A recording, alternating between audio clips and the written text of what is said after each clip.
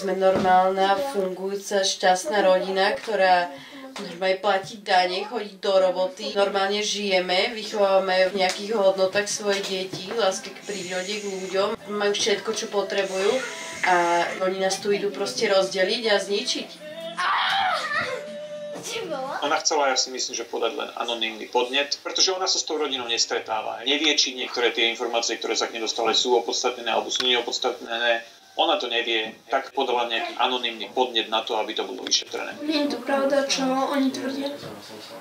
A ani ten podnet nie je pravda. Som si myslela, že by podávali nejaký podnet alebo čo. Deti celý čas počas 5 hodín tvrdili, že majú Erika radi, že chcú bývať s nami oboma. A ako keby ich nikto tam nepočúval. Všetci sme dali ten najlepší vzťah, potom na úrade tie tety hovorili, že sme nakreslili potom tie čiary úplne inak. Aj v tom kruhu to bolo úplne inak. Bolo tam vlastne lepidlo na stole, ale my sme to nikto nelepili okrem Lily. Lebo oni nám to nehovorili. A potom nám to ukázali na tej fotke a všetci Erikovia, akože tie postičky boli von z kruhu, takže to sme mi tak nedali určite. Lebo my to nelepili. Bolo začaté trestné stíhanie voči mne a voči Erikovi vo veci týrania blízkej a zverenej osoby, takže do týždňa tu deti už nebudú.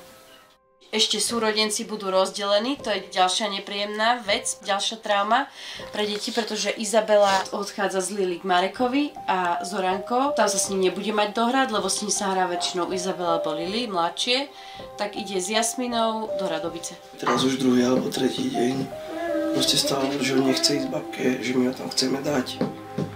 To je otázka týždňa, dvoch. On tam bude každý deň plakať, že chce ísť už domov. No ale prečo nechcete ísť? Asi Zoránka pozrieť, nie? A teba? No ale ja nechcem, aby ste ma išli pozrieť. A prečo?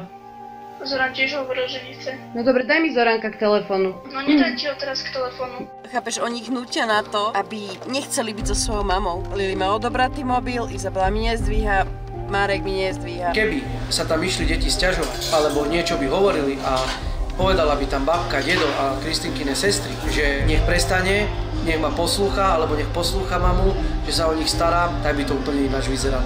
Presne. Úplne ináč vyzeralo. Oni by boli radi, keby Erik z rodiny odišiel.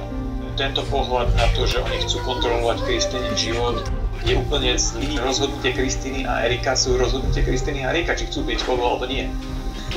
Na to nemá proste vplyv Veronika a Sonia a moja mama.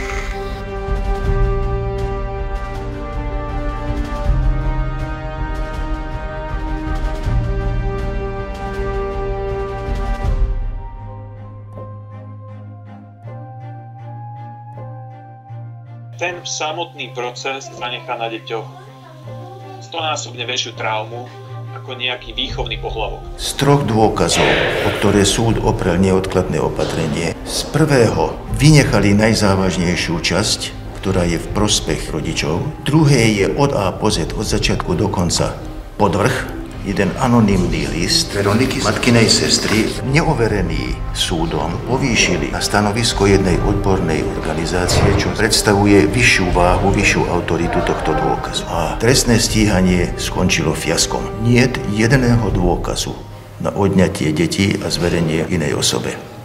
Toto je vizitka nášho nestranného a nezávislého súdnictva. Tam proste nechcem byť. U babky.